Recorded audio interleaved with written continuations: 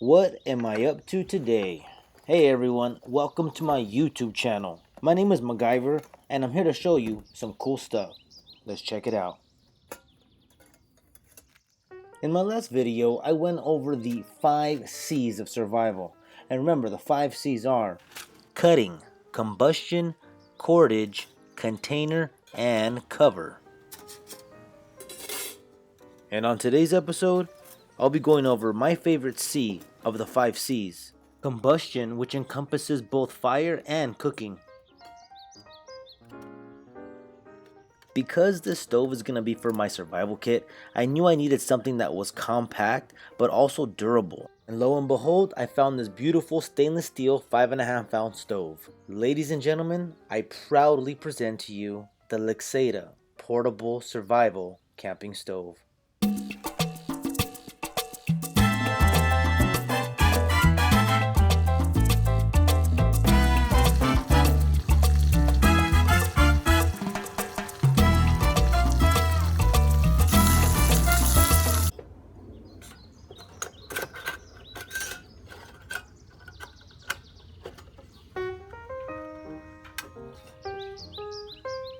This Lixada stove is a multi-fuel stove, meaning it'll accept both spirits as well as natural fuels like dried twigs, branches, leaves, and like you'll see later, the fuel I used was tree bark.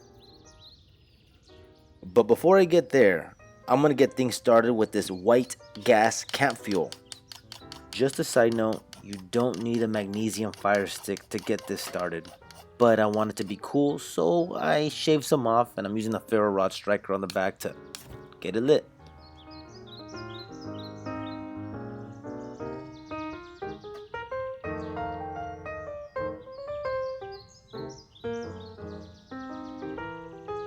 So far everything's looking pretty good. Flame looks nice, not out of control or anything like that.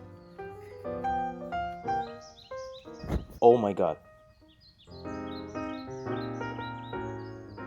This little stove's putting in work. A little too much work. I gotta get my tools out of the way.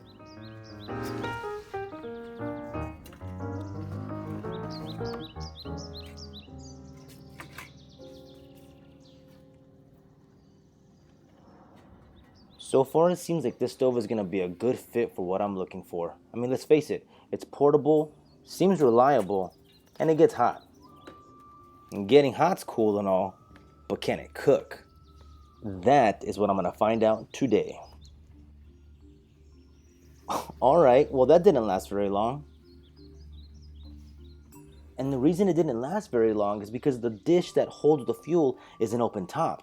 And when this stove heats up, all of those vapors are trying to escape, causing you to burn fuel faster and causing a fireball like you seen earlier. But don't worry, I got a solution for that. In case you were wondering about what type of fuel I'm using today, I'm using the Crown White Gas Camp Fuel. I got this fuel over at Walmart. It's not a bad choice, but the issue I have with it is that it leaves a lot of soot on my cookware, as you can see right here on the bottom. I left a link below to a campfire fuel that I found to be very clean burning and also very affordable. Check it out if you get the chance. So without further delay, let's get to cooking.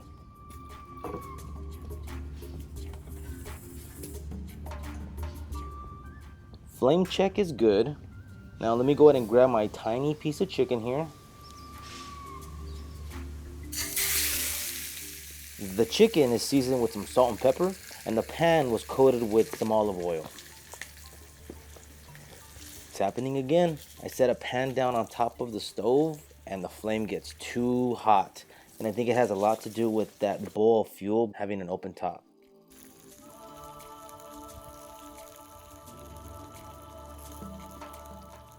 Oh no, that's crazy. Twice already in only about 9 minutes? At this pace, I'm gonna run out of fuel before I even have to flip the chicken.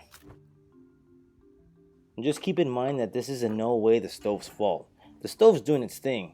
It's the container that holds the fuel that's the issue. But like I mentioned, I have a solution for that.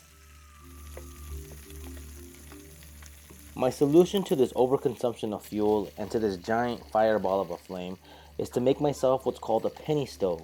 Now a penny stove is an aluminum can that's cut down to size and that has a whole bunch of holes punched around the top lid of it that gives a more controlled flame, similar to a cooktop.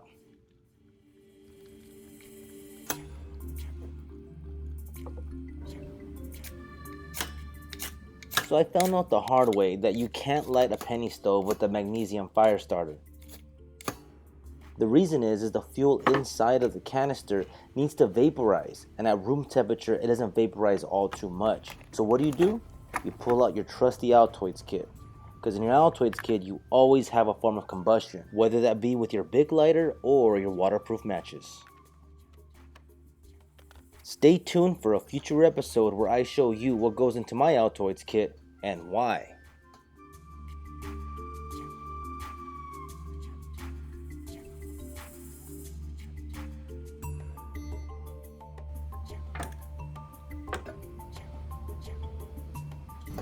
Whoop.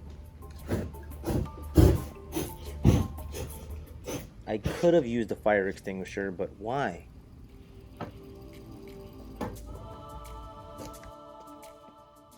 See that coin there? Now that coin would normally be a penny, but in my case I needed to use a quarter. Now that quarter is used to cover the fuel inlet hole at the center of this aluminum can, or the penny stove that I have. When you cover that hole, the flame gets redirected from the center of the can on up to the top of the can where all the holes are punched around the rim, giving it a burn just like your stove at home. Be careful though, your pans could be a little unstable on this guy. Damn. Feel good, feel good.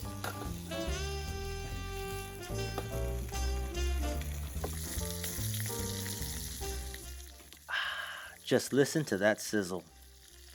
I wanted you to see how much more controlled this penny stove burns. Check that out. That's nice.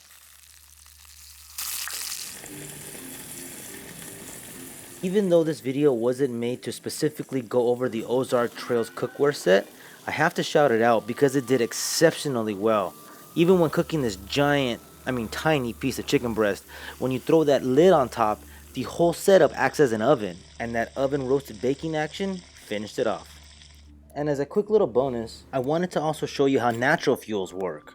So I have a tree in the back, I ripped some bark off of it, I threw it in the front opening of the little stove, pour a little bit of campfire gas on it, light it up, and let it finish cooking.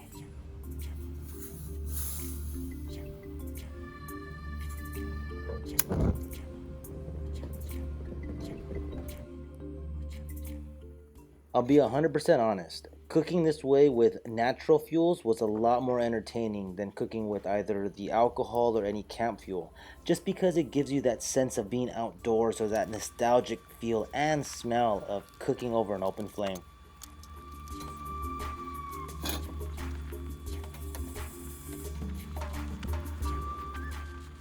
As they say, all good things must come to an end.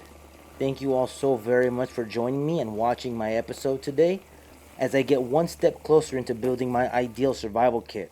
My name is MacGyver, always reminding you to stay safe and remember, don't get caught without your tools.